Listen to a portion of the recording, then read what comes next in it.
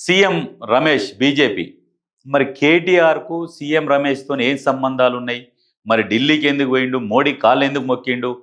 Direct BJP నేతలు direct open అయిపోయారు. ఇప్పుడు నువ్వు ఒక 4-5 నెలల కిందట కవిత ఢిల్లీలో జైల్లో ఉన్నప్పుడు నువ్వు ఢిల్లీకి వచ్చి నా దగ్గర టైం తీసుకొని మా ఇంటికి వచ్చిన మాట వాస్తవం కాదా? ఇంట్లో సీసీ కెమెరాలు ఉన్నాయి. మా ఇంటికి వచ్చి ఏం మాట్లాడినారు? మేము చేసిన అవినీతి అన్నీ కూడా ఈడీ సిబిఐ రాకుండా లేకుంటే కవితను బయటికి వదిలేదానికి ఏర్పాటు చేయండి. మేము బీఆర్ఎస్ పార్టీ దేనికైనా సిద్ధం. బీజేపీలో మెర్జ్ చేయాలన్నా కానీ బీజేపీతో అలయన్స్ పెట్టుకోవాలన్నా కానీ దేనికైనా సిద్ధం. అంటే కేటీఆర్ ఢిల్లీకి వచ్చిండు, కవిత జైల్లో ఉన్నప్పుడు మోడీ కాళ్ళ మీద పడ్డాడు, మా దగ్గరకు కూడా వచ్చిండు. మేము బీజేపీతోని మెర్జ్ అయిపోతాము, లేదంటే పొత్తుకైనా రెడీ, మెర్జ్కైనా రెడీ, దేనికైనా రెడీ అని అన్నారు. పొత్తు కంటే మెర్జ్ అనగానే మెర్జ్ చేయించుకుంటారు కానీ వాడు పొత్తు పెట్టుకుంటాడా? మిమ్మల్ని లేకుండా చేస్తే వాళ్ళే ఉంటారు కదా సెకండ్గా. అంటే దాదాపు మెర్జ్ అనేది ఖరారైంది. అందుకనే అప్పుడు కవిత జైల్లో ఉన్నప్పుడు నిన్ను బయటికి ఇడిపిస్తేందుకు పార్టీని మెర్జ్ చేద్దామని అనుకుంటున్నాం.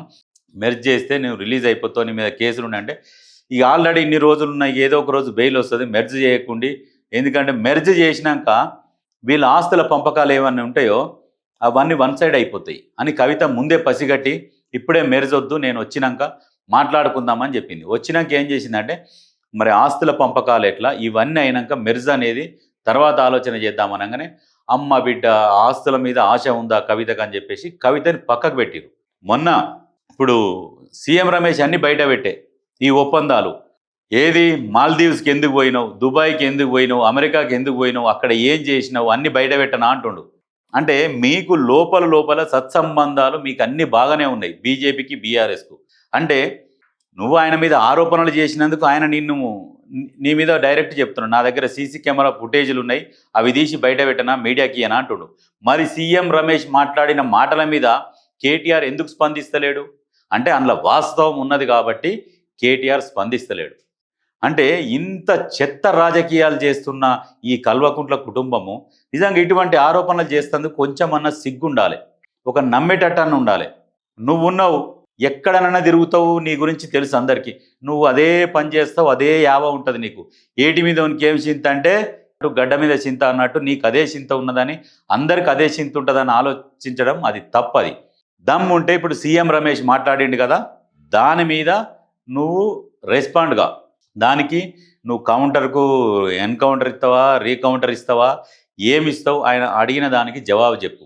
అందులో తప్పు లేదు, అది వాస్తవం కాదని నిరూపించుకోవడం నువ్వు ఒక మాట మాట్లాడు. ఆయన ఓపెన్గా చెప్తున్నాడు, బీఆర్ఎస్ను బీజేపీలో విలీనం చేస్తామని లేదా, నా ఇంటికి వచ్చిన విషయం మర్చిపోయిర్రా, నిజం కాదని గుండెపై చేసుకొని కేటీఆర్ చెప్పగలరా?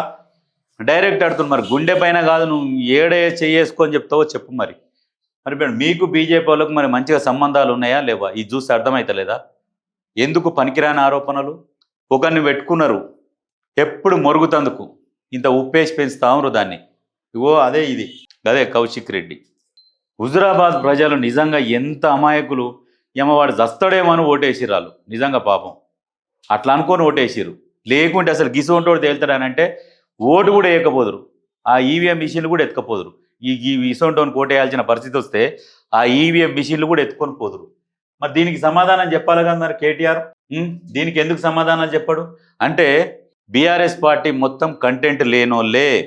వాస్తవానికి కవిత మాట్లాడిన దాంట్లో 100% నిజం ఉన్నది. మీ దగ్గర కంటెంట్ లేదు. వాళ్ళ జాగృతి కార్యకర్తలకు కూడా చెప్తుంది, బూతులు తిట్టకండి, సరైన పద్ధతిలో విమర్శించండి. అంటే ఇదే మాట బీఆర్ఎస్ వాళ్ళకు కూడా వస్తుంది, వర్తిస్తుంది అని చెప్పేసి చెప్తుంది.